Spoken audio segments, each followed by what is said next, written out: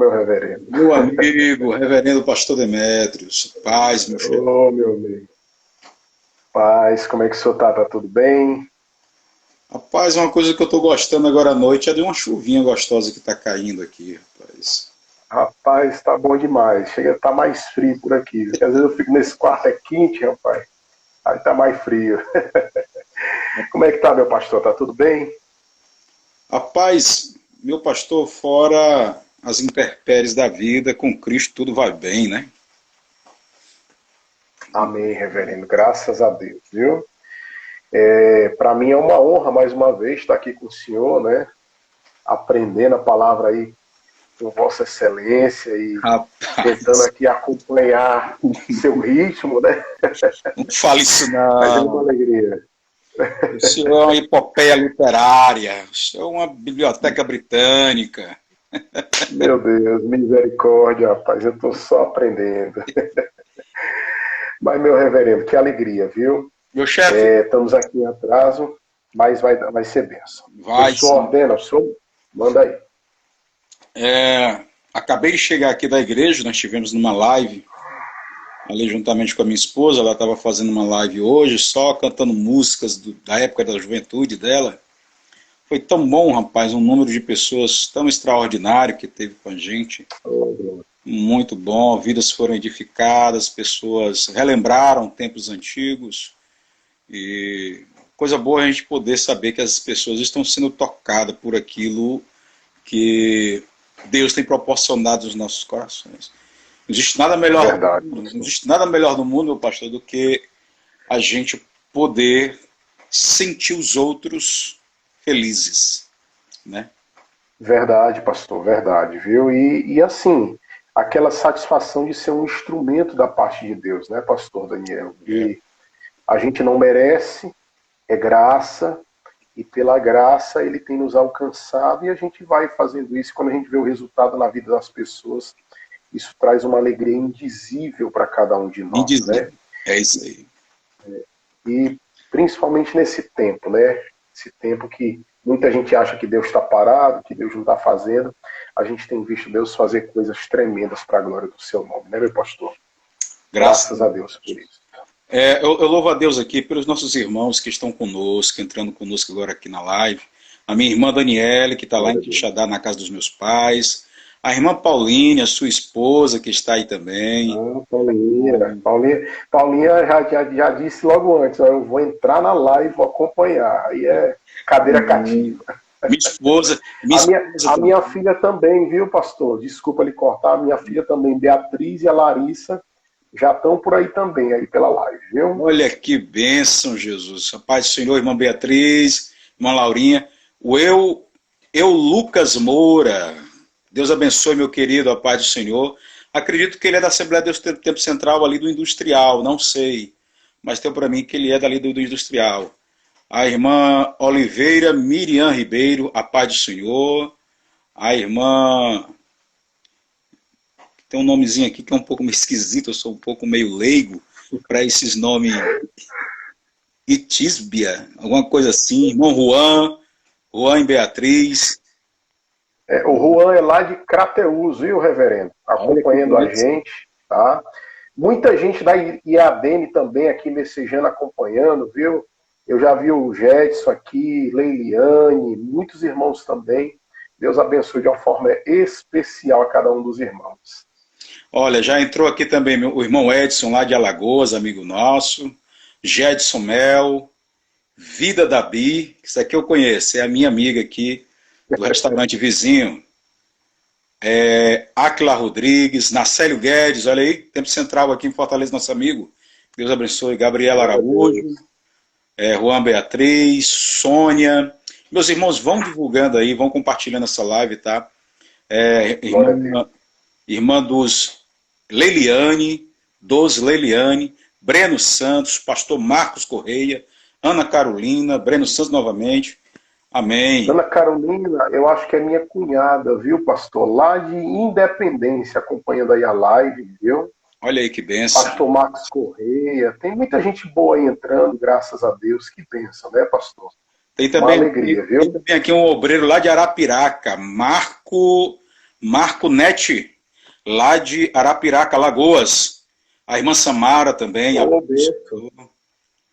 Só gente boa entrando, meu pastor, aqui. Graças a Deus. Glória a Deus, que bênção, né? Glória a Deus, meu reverendo. Entrando, compartilhando, porque é uma palavra para o seu coração. Eu vou marcar aqui, meu pastor, o tema da nossa live de hoje. Tá bom? Pronto. Está em Efésios. Efésios. Efésios 5 e 14, né, pastor? 14, meu Deus do céu, que texto, hein? Rapaz, tem coisa boa aqui, viu? Tem coisa boa. Tem, Senhor. Meu Deus. Glória a Deus. Meu pastor, olha, enquanto os irmãos... Viu? Oi, pastor? Estou aprendendo com Repete você. Aí. Ah, que é isso, rapaz. É que estou aprendendo. Reverendo, antes da gente começar, a gente está com um bom número de pessoas, já pessoas entrando. Eu posso só anunciar o nosso canal no YouTube para os irmãos. À vontade, chefe. À vontade. Antes da gente começar, né, queria avisar os irmãos, a gente está com um projeto já. Está com as 3 semanas, a gente reativou o canal no YouTube. Inclusive, hoje lá nós temos um vídeo novo no canal, onde eu vou explanar um pedaço de uma mensagem sobre Caim e Abel, e nós vamos falar sobre essa geração de competitividade, essa ideia de competição. Infelizmente surgem muitos ministérios hoje, muitas vidas utilizam a mordomia não com a premissa de colaborar, mas a ideia da competitividade, né? Então, muito forte esse vídeo. Você que ainda não entrou, vai lá, deixa o seu like, siga o canal, se inscreva, tá bom? O nosso intuito, pastor Daniel, realmente é levar a palavra de Deus genuína às pessoas e ver como fonte de edificação. Tá bom, reverendo? Amém. Olha, também está conosco aqui, acabou de entrar, minha amiga, cantora Sandra Pires, lá de Brasília, Distrito Federal. A cantora Sandra Minha terra, viu? Olha aí, sua terra, hein? Eu sou brasiliense, não sei se o senhor sabia, pastor Daniel. Eu sou candango. Ah, de Brasília. Candango, que bênção, maravilha. Eu morei ali na Asa Norte e morei também no Cruzeiro Novo. Meu pai era militar e quando ele serviu ali durante muitos anos, a gente nasceu por lá e até os 12 para 13 anos de idade, nós nascemos e moramos em Brasília. É porque a gente já perdeu o sotaque, né? Já faz um tempo. Mas eu sou brasiliense. Mas, na verdade, qual é o sotaque do brasiliense? Me diga.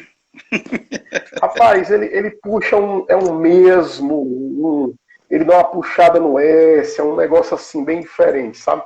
As palavrinhas bem pausadas. É porque, na verdade, ali é uma mistura de todo mundo que vai para Brasília, né? Do carioca, do paulista, de todo baiano, né? Mas tem um puxadozinho do S que eu já perdi, desde 12 para 13 anos aqui no Ceará, né? Não faz muito tempo não, mas já perdemos esse sotaque, né? Pois é, sábado agora, meu pastor, sábado agora eu vou estar com a cantora Sandra Pires, às 20 horas. Que benção. Eu vou estar com ela aqui fazendo uma live, ela vai estar cantando. O esposo dela, produtor Melquisedeque, gente fina, um cara da gente, poxa, que povo simples, que Deus tem exaltado, que Deus tem levantado na terra, mas eles vão estar com a gente, se Deus quiser, glória a Deus. Sábado agora, às 20 horas também, em nome de Jesus. Está entrando aqui a pastora Marta, esposa do pastor Silvério, lá de Canidé, da Igreja Batista El Betel, viu? Acabou de entrar. Irmão Filho, o filhinho também está com a gente aí. Fernando, G140. Muita gente boa. Pastor Joabe. Isso é muito Fernando aqui de Mossoró, está conosco aqui também. Deus abençoe. Tá também o João Filho, que é da EAD, minha amiga, minha esposa, né? Minha esposa até botou que gosta das músicas da Sandra Pires. Ela já colocou aqui. Olha, é uma bênção de Deus, né, reverendo? Que maravilha. Meu chefe, então, vamos lá? Vamos ao texto. Aleluia. Meu chefe, hoje o meu dia foi tão corrido. Hoje o meu dia foi corrido. Mas, né, pastor? Imagina. Foi porque essa live teve que a gente pegar e transportar-se para outro lugar, foi estrutura de som, outras coisas, aí acabou um problemazinho técnico também. que da outra vez, se Deus quiser, vai ser corrigido, se Deus quiser. Para a gente poder corrigir, teve que fazer gravação com um som externo. Não ficou a qualidade que a gente queria em termos do áudio, mas Deus foi exaltado, Deus foi louvado. E a gente sabe que tudo é para a gente poder aprender e aprimorar melhor aquilo que nós temos. Glória a Deus. Vamos ao texto, Efésios 5. Olha, meu irmão, vão aí compartilhando, tá? Porque hoje o pastor Demétrios, ele está aí não é só com uma espada, não, ele está com duas.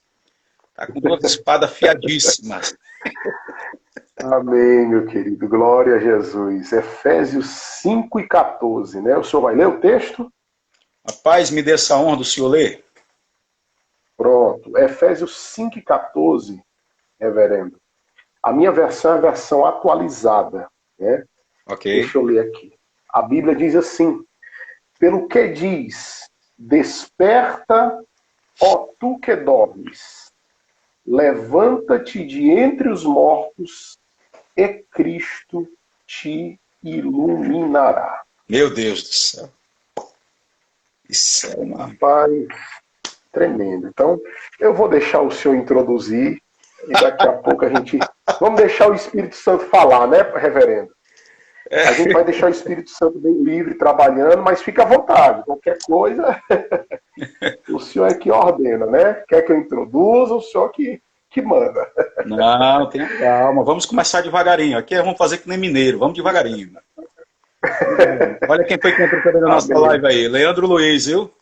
Um dos maiores também expositores e exegetas do nosso estado do Ceará.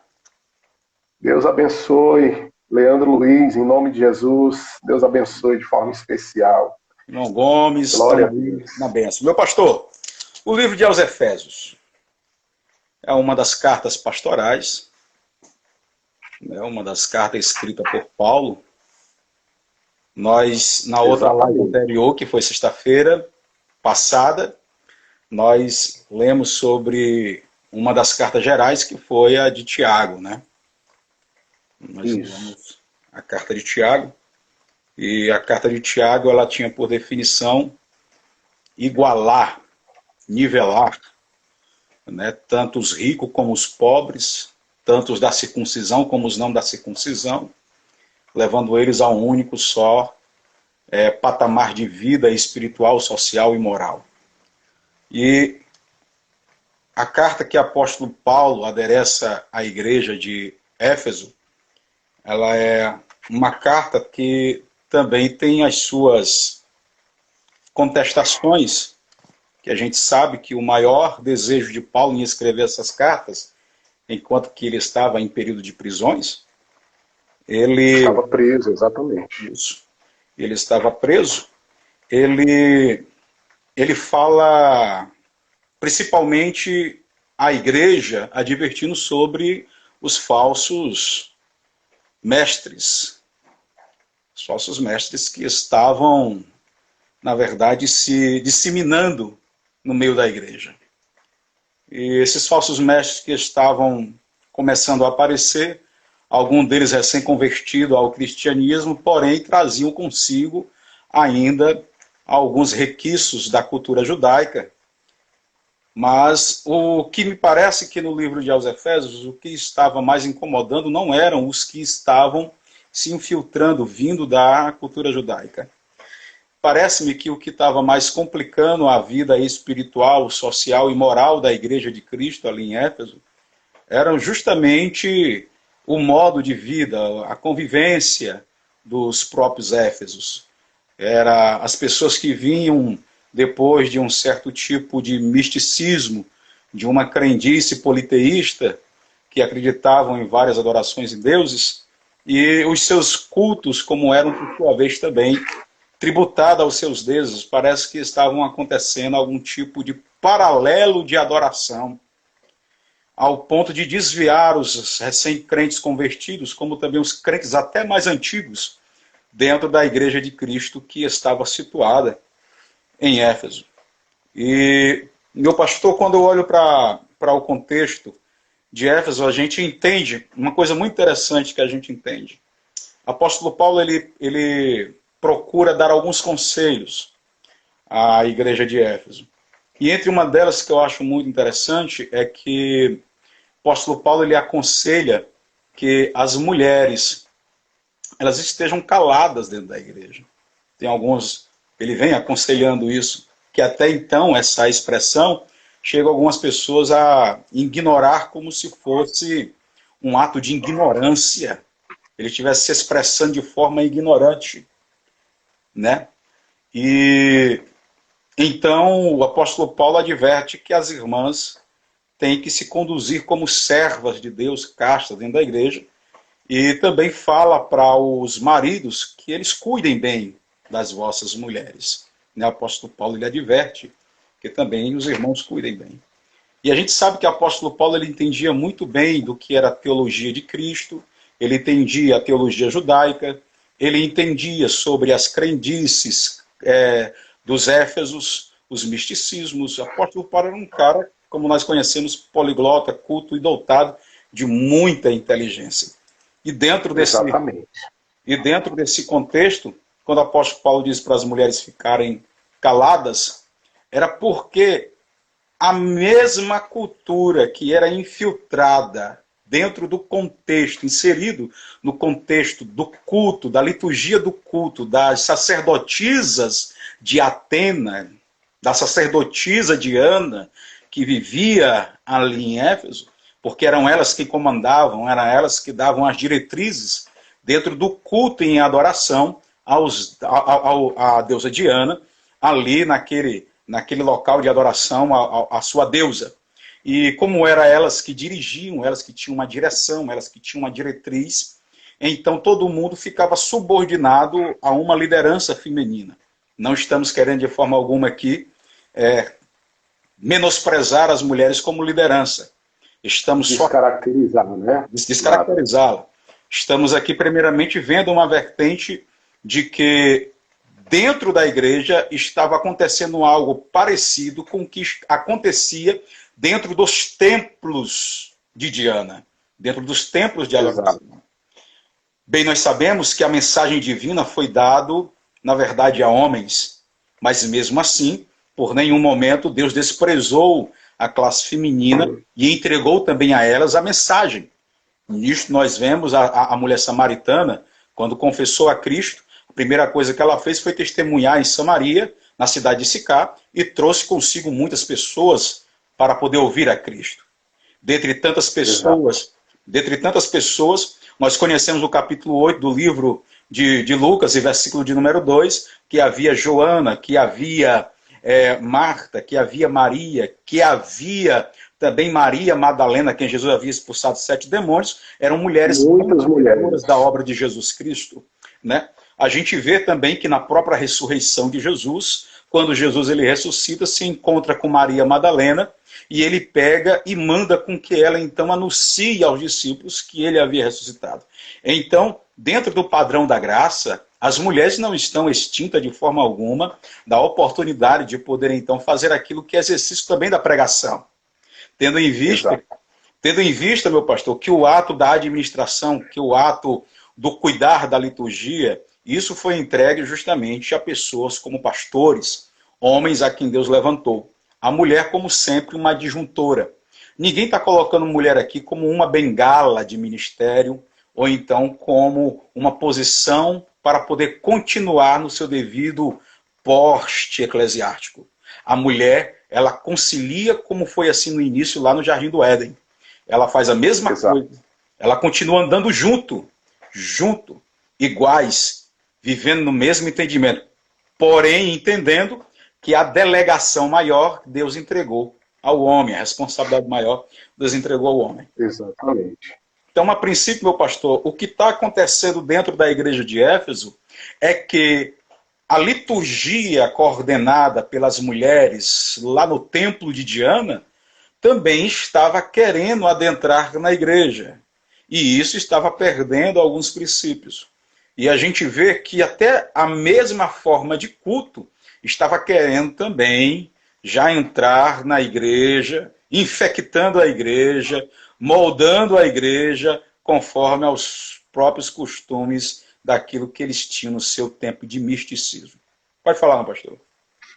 Exatamente. Pastor Daniel, muito bem explanado, né, essa parte introdutória do livro. A carta de Éfeso, ela é sempre muito renovadora para cada um de nós, né? Eu gosto sempre de frisar, pastor, eu gosto muito de sempre lembrar-me que Éfeso, isso aqui é conceituação minha, não é nem assim muito dos livros, não. Eu acredito que Éfeso, alguns chegam a dizer que foi o apogeu do ministério do apóstolo Paulo, né? Sim. Quando ele chega à cidade de Éfeso, né? Primeiro chega Priscila e Áquila, a partir do capítulo 18 de Atos, a gente vai ver isso, né? Isso. E só para os irmãos entender o contexto, né? Depois o apóstolo Paulo vai chegar numa outra oportunidade, na primeira oportunidade na segunda viagem, depois ele chega numa outra oportunidade, terceira viagem missionária. Juntando as duas, ele passa cerca de 3 anos em Éfeso, né? E em Éfeso, meus amados irmãos, vai acontecer talvez o maior avivamento através do apóstolo Paulo, né? É isso aí. Se a gente quer ver avivamento bíblico, eu acredito que capítulo 18, o que aconteceu em Éfeso foi algo sobrenatural. Correto. Né? Até porque Éfeso era uma cidade, né, provinciana, que ela tinha um contexto político, comercial muito forte. Muito e a gente vai ver também que havia um comércio religioso muito forte em Éfeso. E Paulo vai chegar lá, meu amigo, esbagaçando tudo através da mensagem do Evangelho. Para os irmãos terem uma ideia, o templo de Diana, que o pastor Daniel se referiu, Diana ou Artemis, depende da tradução, né? Vai ser uma das 7 maravilhas do mundo antigo. Correto. Havia toda uma contextualização cultural, havia todo um comércio religioso, tinha um homem que liderava os artesãos da época, chamado Demétrio. esse é o Demétrio descrente, né? Descrente. Porque tem um lá na frente que vai dizer assim, e todos dão bom testemunho de Demétrio, né? Mas esse daqui era um cabra endemoniado, desviado, né? É só para os irmãos entenderem. Então, quando Paulo chega lá, em Éfeso, a Bíblia diz, irmãos, que ele vai encontrar alguns discípulos. E ele pergunta a respeito se aqueles discípulos já haviam sido batizados. Eles respondem que apenas no batismo de João. E ali, Paulo ora por eles. A Bíblia diz que o Espírito de Deus desce sobre a vida daqueles homens. E ali vai acontecer o Pentecoste de Éfeso. Aqueles homens foram cheios do Espírito Santo, né? Acontece um avivamento espiritual muito forte. Depois a Bíblia vai dizer lá em Atos que Paulo ele vai para a escola de Tirano. E eu tive a curiosidade, pastor Daniel, de pesquisar na escola de Tirano. Paulo vai passar no mínimo 6 dias na semana, de 1 às 4 da tarde. De 1 às 5 da tarde, desculpa. 4 horas. Ele fazia uma única coisa: pregar a palavra de Deus. Ele ensinava a palavra de Deus. E Paulo, ao ensinar a palavra de Deus, meus irmãos, nos traz algo muito forte, porque houve um avivamento em Éfeso. Né? Era muito difícil entrar o evangelho em todo esse contexto comercial, político, religioso. Irmão, o avivamento foi tão grande, além do Espírito Santo ter descido, a Bíblia diz que houve conversão genuína. Eles começaram a pegar os livros lá de magia negra, aquelas coisas todas, e fizeram uma grande fogueira. Isso. Foi, em termos monetários, em termos de dinheiro, foi algo muito forte, muito grande. Lucas vai enfatizar isso. E aí o avivamento se espalhou. E esse Demétrio, que era o líder dos artesãos, que eram as pessoas que trabalhavam no comércio religioso, eles começaram a se preocupar. E aí a Bíblia diz que houve um grande alvoroço, porque eles estavam incomodados com a pregação do apóstolo Paulo. E esse avivamento, querido Daniel, eu não vou continuar muito aqui em Atos, senão a gente não entra ainda no texto, né? Mas é só para os irmãos entenderem.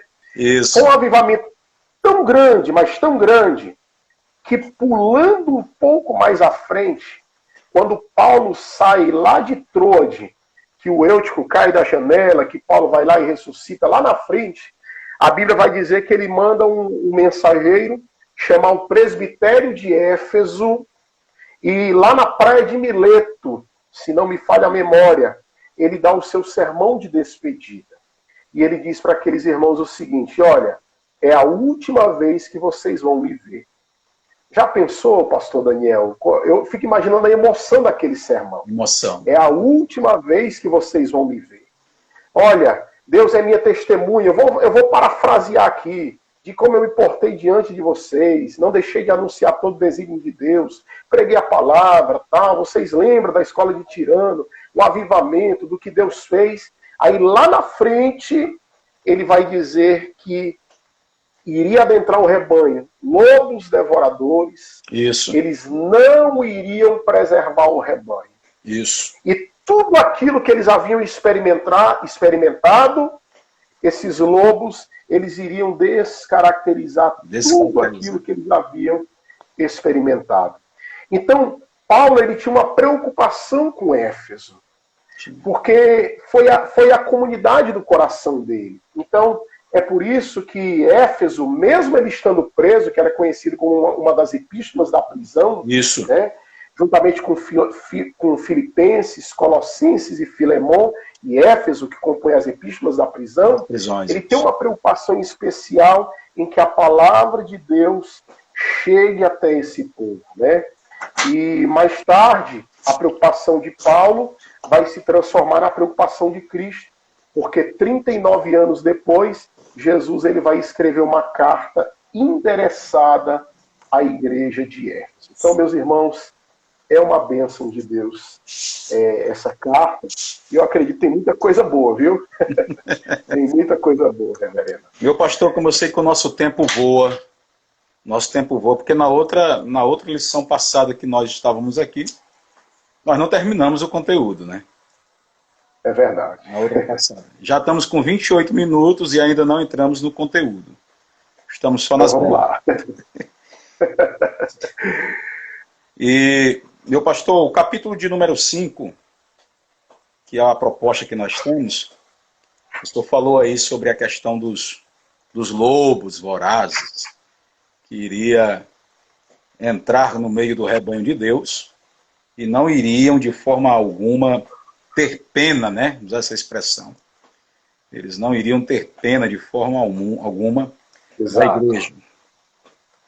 Meu pastor, e uma coisa que eu acho interessante é que o capítulo de número 5, versículo de número 1, ele já começa Paulo fazendo pressão no capítulo 5, versículo 1.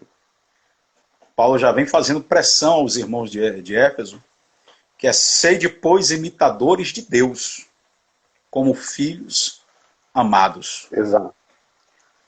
O apóstolo Paulo, ele vem exortando, chamando os irmãos de Éfeso para perto de si, dizendo: olha, parece que a identidade que vocês um dia atribuíram para si, parece que vocês estão perdendo. Parece... Porque a palavra imitadores está em quase que praticamente no mesmo segmento de discípulos, de se tornar igual ao seu mestre, né? E quando ele usa essa expressão, ele está fazendo pressão na igreja de Éfeso, dizendo: ei, vocês estão perdendo a identidade. Ei, vocês estão perdendo a característica. Vocês não estão imitando a Deus. Porque o mais interessante é que ele diz que sede, pois, imitadores de Deus. Coisa diferente que ele fala para os coríntios, né? Se eu não me engano, ele fala para os coríntios: sedes meus imitadores, assim como eu sou de Cristo, ou ainda é aqui mesmo na própria carta, mas ele fala, dizendo: sede meus imitadores, assim como também sou de Cristo, mas só que aqui ele pega, vai e fala que sede, pois, imitadores de Deus, como filhos amados. E essa questão aqui, e essa questão de como filhos amados, é como filhos que não eram filhos, mas foram adotados. Né, meu pastor? Exatamente. E uma coisa interessante também, pastor Daniel, deixa eu mandar um abraço aqui, o pastor Biniel Soares, pastor do Tempo Central. Eu esqueci o interior que ele está agora. Acabou de entrar na live aí, pastor Abiniel Soares. Olha, pastor Zé Carlos e Meu pastor querido, Carlos também. olha aí que bênção, rapaz, maravilha. Meu pastor, eu vejo também esses imitadores, quando ele fala, sei que pois imitadores de Deus, como filhos amados, uma ênfase no propósito do cristão de Éfeso.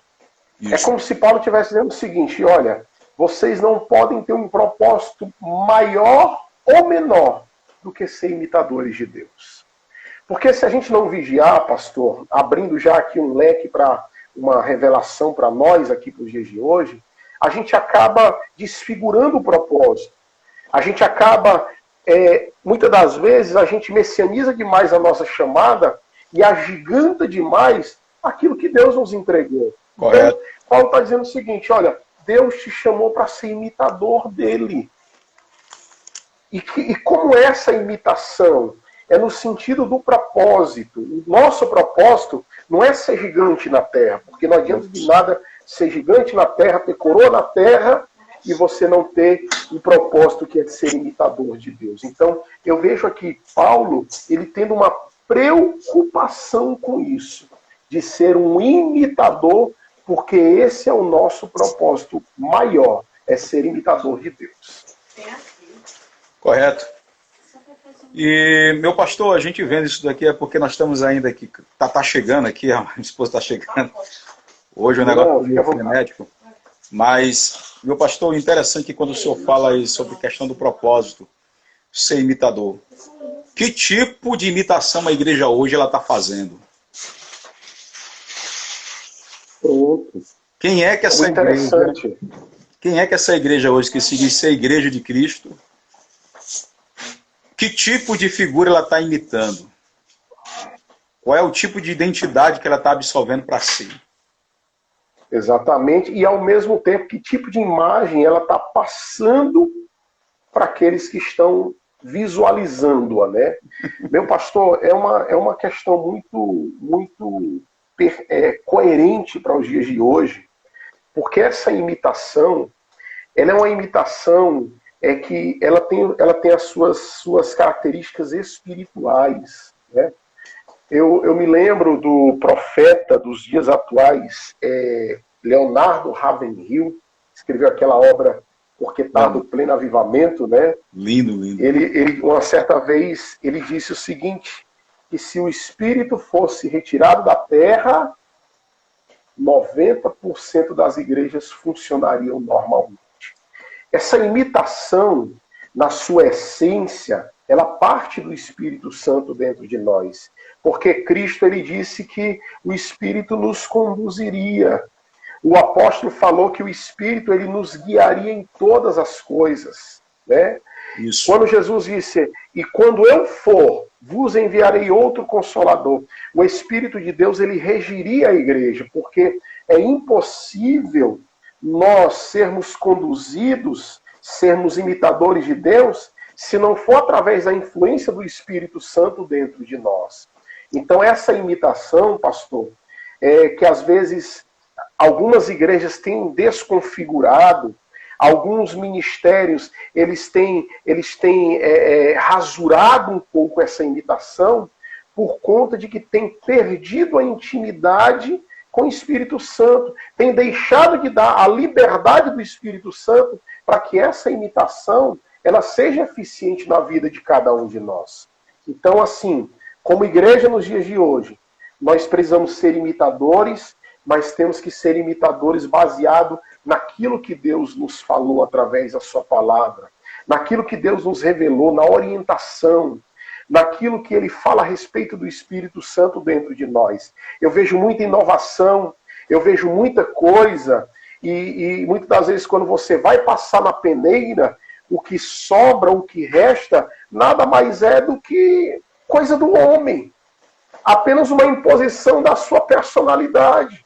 Apenas uma imposição daquilo que é humano, daquilo que é dele. E Deus está querendo dizer o quê? Sejam meus imitadores. O que vai fazer a diferença, pastor, não é a maneira como eu falo, a maneira como eu me conduzo. Não. faz a diferença na vida do homem é a revelação de Deus, a sua palavra, e o Espírito de Deus que nos impulsiona a essa imitação. Por isso, meu pastor, o tema aí, a igreja e o paradoxo da vida na morte. Isso.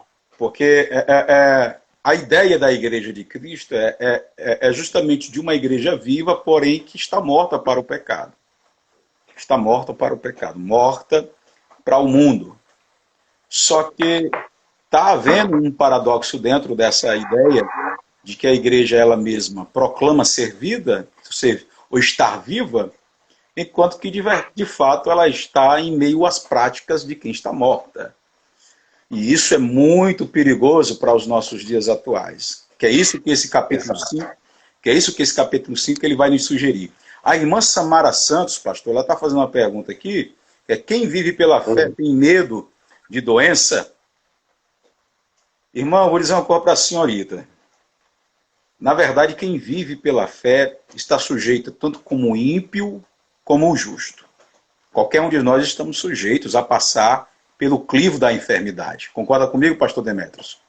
Concordo demais. Qualquer um de nós estamos sujeitos a passar por esse crivo. Não é porque eu seja um crente que suba monte, que ore, jejum, conheça a Bíblia, que pregue muito, que cante muito, pastor de igreja, que eu vá estar isento da enfermidade. Porém, se a enfermidade chegar até nós, nós temos fé. Como diz lá Tiago 5, né, pastor? Nós temos fé. Exatamente. De que pela oração, o doente recebendo, crendo, vai ficar curado. Então, o crente não deve ter medo de enfermidade. O crente deve ter medo de perder a sua salvação, que isso é o primordial. Isso é o primordial. E só entrando, eu já sei mais ou menos o contexto em que essa pergunta é feita, né?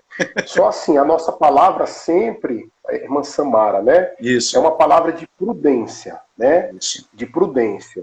Porque tem muitos cristãos que, eu vi até uns companheiros pregando por aí, dizendo, negócio de coronavírus, eu sou crente, não sei o que. Não. A Bíblia diz lá em Provérbios que o prudente vê o mal e se esconde. Isso. Né?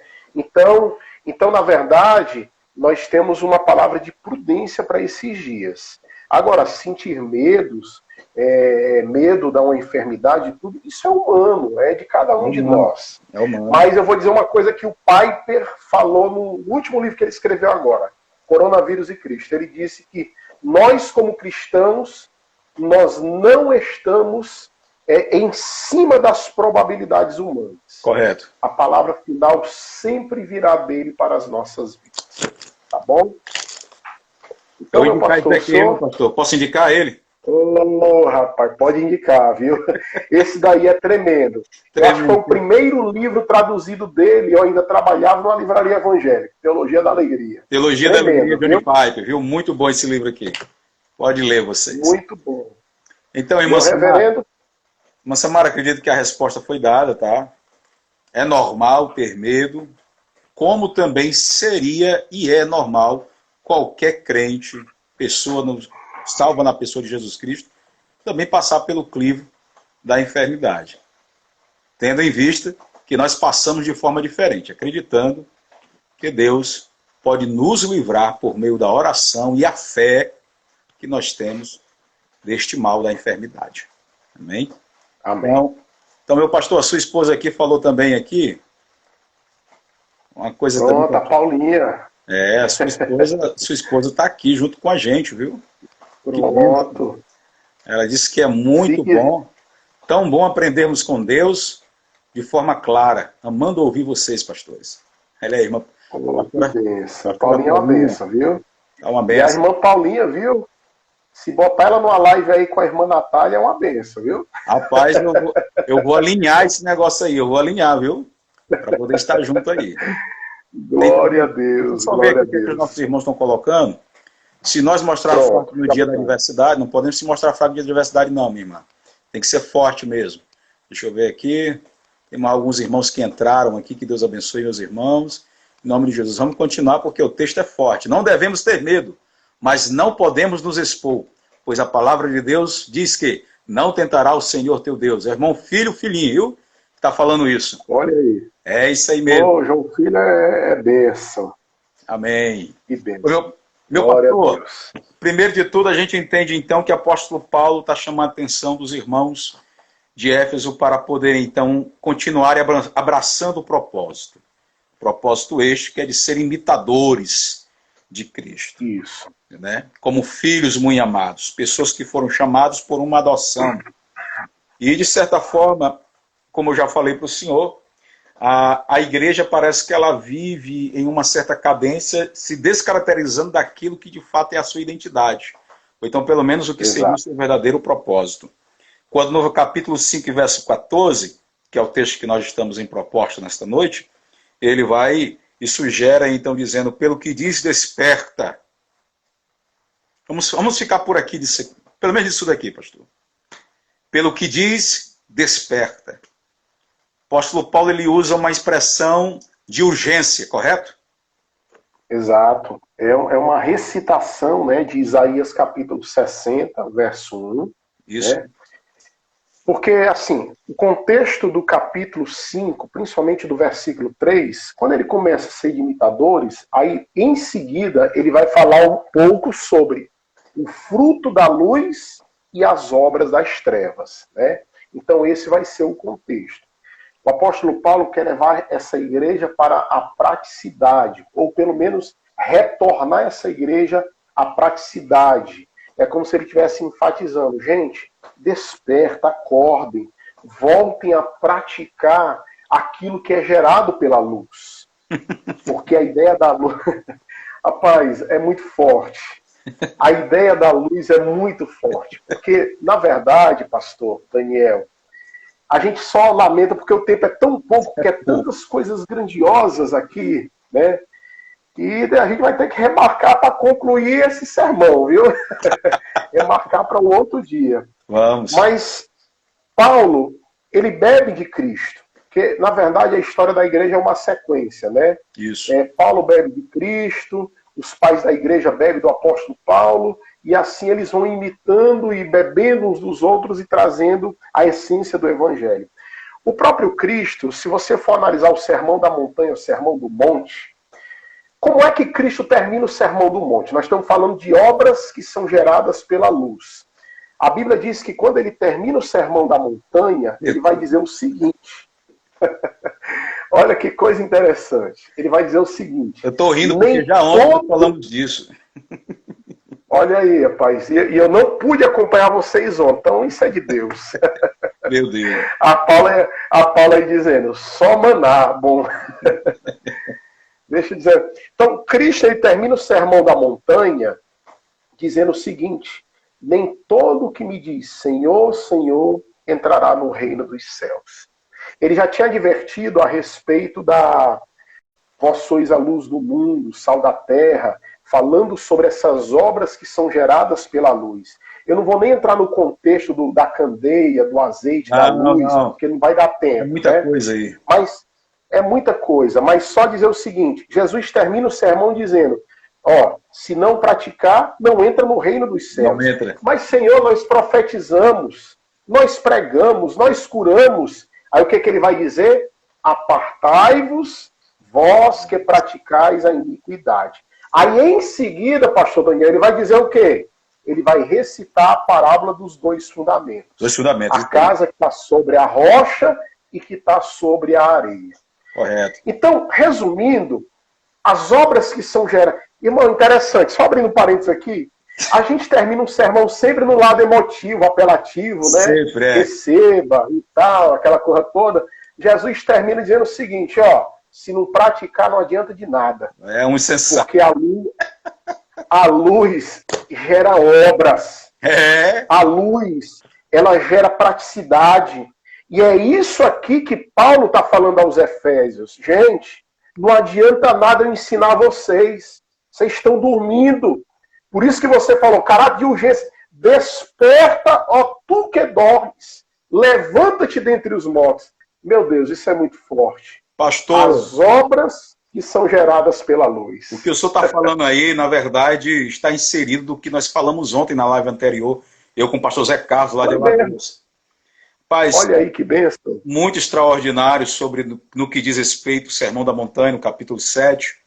E também, parafraseando, tem um capítulo de número 3 do livro de João, que Jesus Cristo, quando está conversando com Nicodemos, ele também fala sobre essa questão da luz, sobre os filhos. Glória.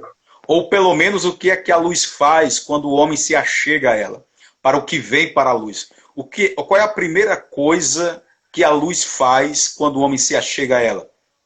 As trevas se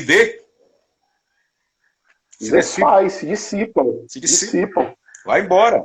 Aquilo que era exatamente as trevas aqui, na linguagem de Cristo, lá em João, é justamente as obras, que é isto que nós estamos aqui, vamos daqui a pouco estar falando. São as obras, a prática do pecado, o exercício da concupiscência. E como essas trevas, elas se dissipam diante da luz, então agora a luz vindo, por sua vez, revela de fato quem é este homem. Porque Jesus Cristo vai e diz para Nicodemos, olha, Nicodemos, quero te dizer uma coisa. Quem pratica as obras da luz não anda em trevas.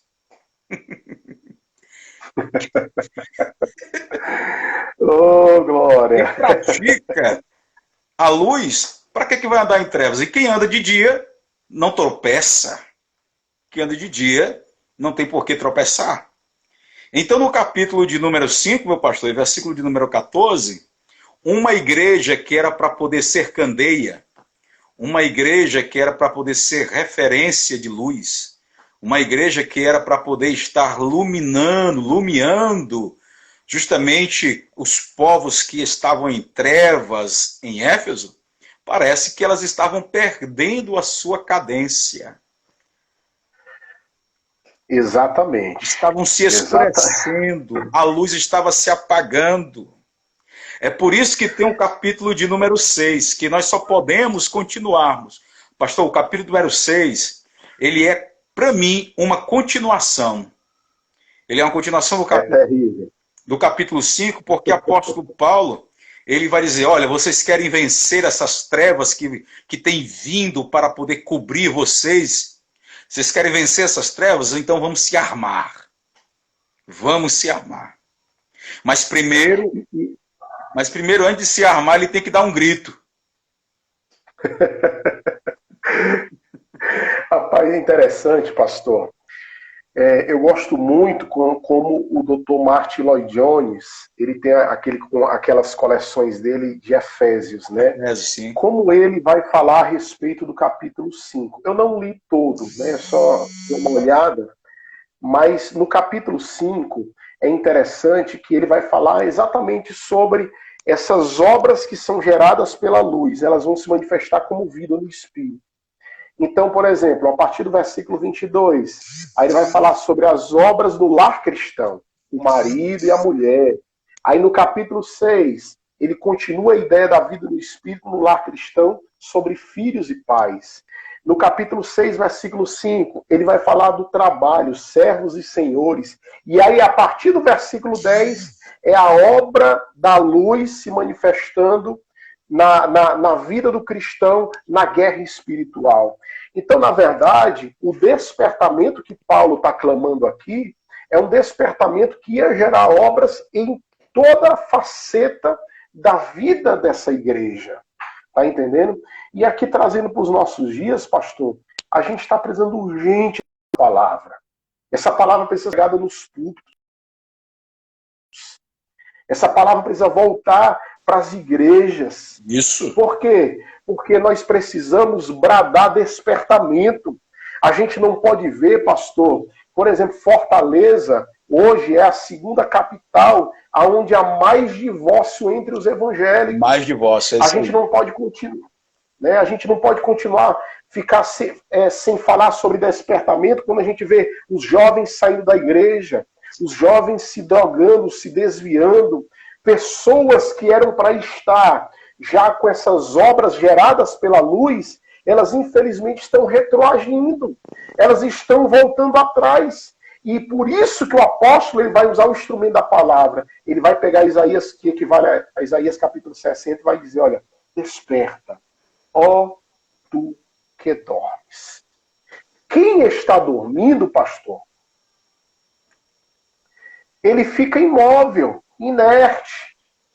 Ele não tem ciência da realidade. Na verdade, meu pastor, ele não consegue despertar. Na verdade, até em outras traduções, esse sono aqui, ele é um sono dentro de um paralelo de morte. Isso é um paralelo. Exato. Né? Porque é como que se o subconsciente, o psique, a medida do raciocinar, ela estivesse em um estado intermediário, que não dá conta do que está acontecendo. Né? Por isso que o apóstolo Paulo também eles usa essa expressão, desperta, ó tu que dormes. Alguém que estava dormindo, mas só que esse sono aqui é um sono de morte. Eu acho muito interessante isso aqui. Uma vez eu olhando o F.F. Bruce, ele então informa dizendo que era como que se os crentes anteriormente estivessem retornado aos seus antigos sepulcros. Eita. Porém voltaram aos seus antigos sepulcros e voltaram a adormecer o sono da sua morte, da sua negligência, dos seus antigos pecados que eles cometiam. Pastor, deixa eu dizer uma coisa que eu me lembrei aqui. Um dia eu estava ouvindo um ensinador falar sobre morte, né? Ele estava pregando nesse texto e ele dizia o seguinte: o que é que ele fez uma comparação da morte física com a morte espiritual, né? Certo. E ele falou o seguinte: o que é que caracteriza uma pessoa morta, né? Porque se ele manda despertar aquele que está dormindo, aquele que está morto, é porque essa palavra é uma realidade, não só naquela época, mas para nós hoje, né? Existe muita gente morta. Mas o que é que caracteriza o morto? Uma pessoa que morre, uma das características é o enrijecimento do corpo. Do corpo, isso aí. O corpo fica duro, né? O braço que se movia não consegue mais se mover, a perna que tinha mobilidade não se move mais, a cabeça, o pescoço, não, porque há o enrijecimento do corpo. O senhor sabe, o senhor sabe, pastor, por que o corpo ele fica rígido? Pronto. Assim, cientificamente não, mas vou aprender com o senhor agora, se o senhor me disser. Não. É porque quando o cérebro para de funcionar, o segundo órgão que para é o coração. E o coração... E se ele para, não bombeia. Se ele para, ele não bombeia. Então o nosso corpo ele é alimentado por dois tipos de líquidos: água e sangue. O senhor sabe disso. Nós temos 70% de água no nosso corpo, 60% a 70%. E mais 6 a 7 litros de sangue, mais ou menos essa média, para poder irrigar todo o nosso corpo. Então, na proporção que o nosso corpo tem essas duas substâncias que irrigam, o coração irriga as veias de sangue, os rins, ele irriga também as artérias, ele hidrata os músculos, os tendões. Então, nessa proporção que esses dois órgãos eles param de trabalharem, então há uma probabilidade do corpo então deixar de ser irrigado. E nisto a resposta qual é?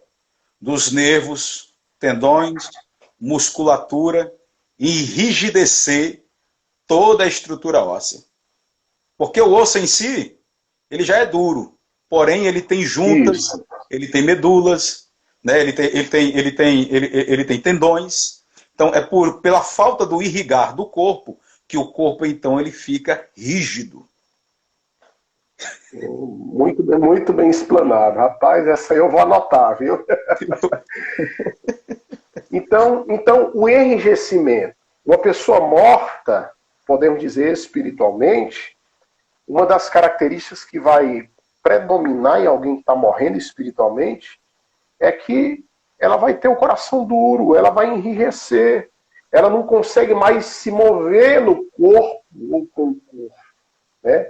Segundo, o corpo, quando morre, ele começa a espalhar livores por todo o corpo. Né? Livores são aquelas manchas, né? Começa a vir manchas por todo o corpo. Isso. Quando você vê alguém manchado por aí, meu irmão, deixando a mancha do pecado por aí, meu Deus, pode ter certeza que ela está morrendo espiritualmente, né? A palavra não então, rega, assim, o sangue de Jesus não purifica mais. O negócio exato. Daqui a pouco esse corpo está cheirando mal. Meu Deus do céu. E aí é o pecado que já está em predominância sobre a vida daquela pessoa. Então, pastor, é urgente. Eu vejo aqui o Espírito de Deus clamando através do apóstolo Paulo. Desperta, ó tu que dormes. Levanta-te de entre os mortos e Cristo te iluminará. A gente propaga muito avivamento por causa do crescimento numérico. Correto. A gente propaga muito avivamento por causa que hoje nós somos o meio gospel. Nós estamos inseridos em todas as camadas. Só que a gente tem perdido muitas coisas boas, pastor Daniel. Tem coisas boas que chegaram para a igreja, né? As facilidades, a tecnologia, o acesso à informação. Tem muita coisa boa. Eu não vejo que tem coisa ruim, mas também tem muitas coisas boas que nós perdemos. E Deus quer nos despertar nesses dias para uma obra de avivamento. Glória a Deus. Glória a Deus. Meu pastor, 57 minutos, acredita, já foram. Rapaz, já, pelo amor de Deus. O que é que a gente faz, reverendo? Reverendo, não sei, eu acho que o senhor está meio cansado, né? Já veio umas 3 lives hoje. Não, eu por mim, eu durmo tarde. Teve até um irmão aqui que colocou aqui que só dorme 3 horas da manhã. Mas a questão... 57 minutos já voou. Vai daqui a pouco terminar a live. Mas mesmo assim, terminando, nós vamos reiniciar para poder fazer aquela oração de novo, em nome de Jesus. Mas, meu pastor, na hora. Viu, essa questão de uma igreja que prega estar viva, porém está morta, também está muito parecido com aquele quadro inserido da igreja de Laodiceia, né? Isso, exatamente. Né? Nome de que vive, mas está morto. Mas está morto. Né? Então, infelizmente, é uma realidade, pastor. Por quê? Porque a vida espiritual não é o que eu aparento ser, não é a carcaça do lado de fora. Não. A vida espiritual é aquilo que está interno dentro de nós. Você lembra que Paulo vai dizer que temos, porém, esses tesouros em vasos de barro? Né? O que é valioso? É o que está fora ou o que está dentro? Porque por fora é um vaso, mas o que está dentro é o tesouro. Né? Enquanto o mundo esconde seus tesouros em cofre a 7 chaves, Deus coloca os seus tesouros nos vasos de barro. Então, tem muita gente com nome de vida, mas por dentro é morte, infelizmente. Então, essa é uma realidade muito patente hoje nesses dias, reverendo. Olha, vai terminar agora aqui essa live, mas eu vou reiniciar de novo na outra, tá, meu pastor? Me chamo, você na não hora. sai daí. Os meus irmãos retornem novamente, tá? Compartilhe, chame outras pessoas, porque nós no final ainda vamos fazer uma oração em nome de Jesus. Ok? Pronto, eu sou salvo aí, não esqueça. Não esqueça, não esqueça. Vou salvar aqui essa daqui, em nome de Jesus. Tá no Amém, grampo já. Tá terminando. E não deixe de compartilhar aí. Chama a gente lá no outro e vamos compartilhar.